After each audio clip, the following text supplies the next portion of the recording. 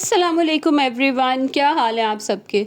उम्मीद करती हूँ आप सब खैरियत से होंगे। मैं हूँ मरियम हसन और आप देख रहे हैं मेरा YouTube channel moments with Mariam. ये क्लिप्स का कुछ दिन पहले का है, जब बड़ी तेज़ जो है ना यहाँ लाहौर में आंधी चली थी और सही जो है ना वो मिट्टी सारा तूफ़ान आया था। यकीन करें व्लॉग जो है ना वीडियोस बन जाती हैं, लेकिन आजकल इतनी मसरूफियत हो गई है, बच्चे घर में होते हैं ना, तो यकीन करें टाइम ही नहीं मिलता और कुछ ऐसे छोटे मोटे घर के काम निकल आते हैं कि ये एडिटिंग का और व्लॉग अपलोड करने का बिल्कुल मुझे टाइम ही नहीं मिल रहा, टाइम मैनेज ही नहीं हो रहा। खैर यहाँ पे ना अब नेक्स्ट डे था, मैं बच्चों के लिए नाश्ता बनाने आ गई थी किचन में। और एज़ यूजुअल बच्चे जो है ना वो उनकी बस डिमांड होती है पराठे के साथ भी चाय दे दो, ब्रेड के साथ भी चाय दे दो। मेरे बच्चे ना सुबह नाश्ते में बहुत शौक़ से चाय पीते हैं, तो यहाँ पे बस मैं इनके लिए जो है ना वो चाय बना रही थी। और हमारे घर में ना सिंपल दूध पत्ती बनती है, वो पहले पानी बॉयल करके जिस तरह से बनती है उस तरह से नहीं, मैं दूध में ही थोड़ा सा पानी ऐड करके ना तो इसकी जो है वो चाय बना लेती हूँ। हमारे घर में ज़्यादातर इसी तरह ही चाय बनी जाती है। ये जो छोटा सा पेड़ा है ये मैंने मुस्तफ़ा के लिए बनाया था, क्योंकि उसने भी साथ खाना खाना होता है, तो कभी तो खा लेता है पूरा, कभी ऐसे 2-3 निवाले लेगा और बस फिर उसके बाद उसे खाना खिलाना ना बड़ा मुश्किल काम हो जाता है। तो यहाँ पे मैं सबके लिए नाश्ता बना रही हूँ। और आजकल बच्चों की छुट्टियाँ चल रही हैं तो उनकी ना कोई रूटीन ही नहीं है। कभी सुबह जो है वो 11 बजे उठ रहे हैं, कभी किसी टाइम उठ रहे हैं, तो ऐसा लगता है जैसे एक आधा दिन तो जो है ना वो इसी में ही गुजर जाता है। मैं तो हालांकि जल्दी उठ जाती हूँ, हस्बैंड ने जाना होता है, ज़ाहिर है उन्होंने अपने टाइम से जाना होता है, उनको भेज के तो अक्सर कभी ऐसा होता है कि मैं खुद भी जो है ना वो लेट जाती हूँ। मैं खुद भी आजकल थोड़ी लेज़ी हुई हुई हूँ। यही वजह है कि इतने दिन हो गए थे कोई व्लॉग ही जो है वो नहीं अपलोड हो रहा था, तो मैंने कहा अब वो ज़्यादा ही लंबा जो है ना वो ब्रेक होता जा रहा है, तो बस किसी तरह भी जो है ना वो व्लॉग जो है वो अपलोड करूँ।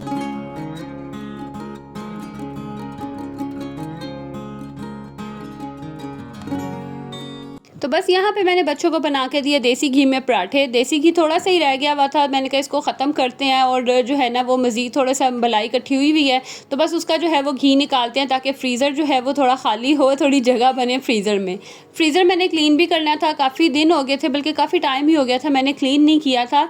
और मैं कुछ इस वजह से भी लेज़ी हुई हूँ क्योंकि आजकल ना इतनी लाइट जा रही है, तो मुझे ये टेंशन होती है कि समटाइम अगर लाइट ज़्यादा देर के लिए चली जाए तो फ्रीज़र में बर्फ़ होती है ना, मैं वहाँ चीज़ें रख देती हूँ तो ये है कि फिर ख़राब नहीं होती हैं।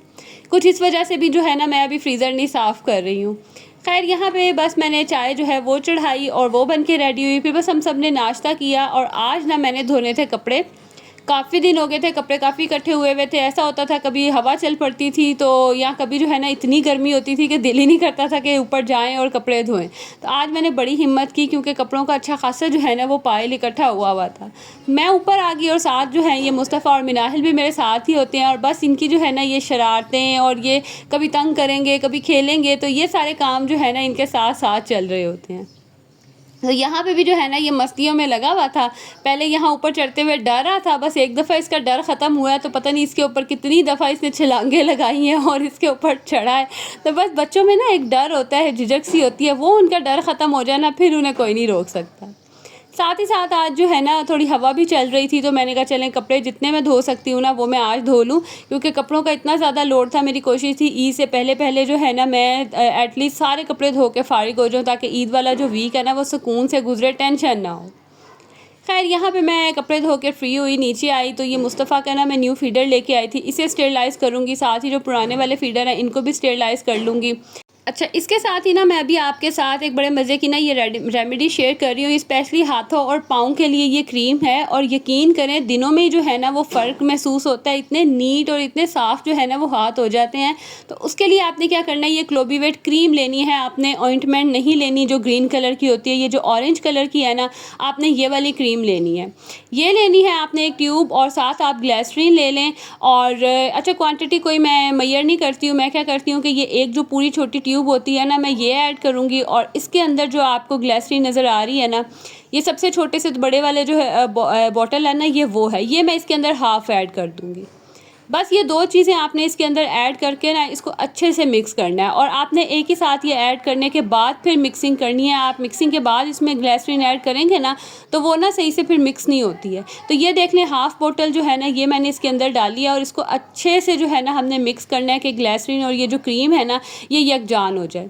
अच्छा, अब जो कहेंगे कि किसी से पूछ के करें, ये जो मिक्सचर है ना ये यूज़ करते हुए इतने साल हो गए हैं, और ये नहीं है कि मैं कंटिन्यूसली यूज़ करती हूँ, ज़्यादातर ये सर्दियों में बनता है है बीच में छोड़ दिया, कभी ज़रूरत हुई तो बना लिया, लेकिन यकीन करें इससे जो है ना बड़े अच्छे से जो हाथ और पाँव जो है ना वो साफ़ हो जाते हैं, नीट इतने हो जाते हैं। और आजकल गर्मियाँ हैं, आपको पता है कि स्लीपर्स वगैरह पहने जाते हैं तो पाँवों का ना बहुत ही बुरा हाल हो जाता है।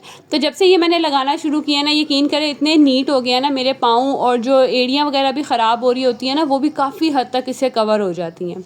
स्पेशली अगर आप वर्किंग वुमेन हैं और आप इस तरह से लगा के सॉक्स पहन लें, शूज़ पहन लें, तो यकीन करें आपके पाँव इतने साफ़ रहेंगे ना, या रात में लगा लें तो बड़ा अच्छा जो है ना फ़र्क पड़ जाता है।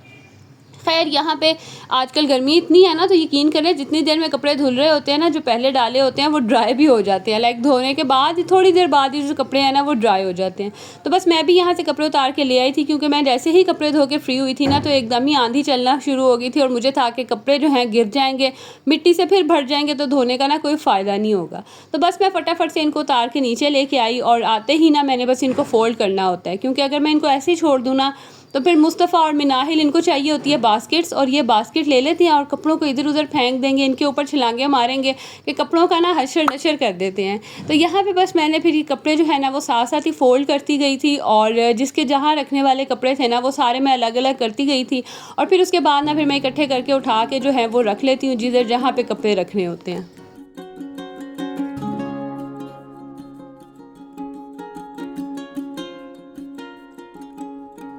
तो बस यहाँ देखिए ये मैंने अलग अलग पाइल बना के रखे, कपड़े सारे समेट लिए थे। हसन और शहान के कपड़े ना फ़ोल्ड होने वाले थे, तो इन सबको मैंने पहले निकाला, बाहर किया, अलग अलग किया। अब इनको फ़ोल्ड करके रखूँगी, और यहाँ मैं अब आप लोगों से लूँगी इजाज़त।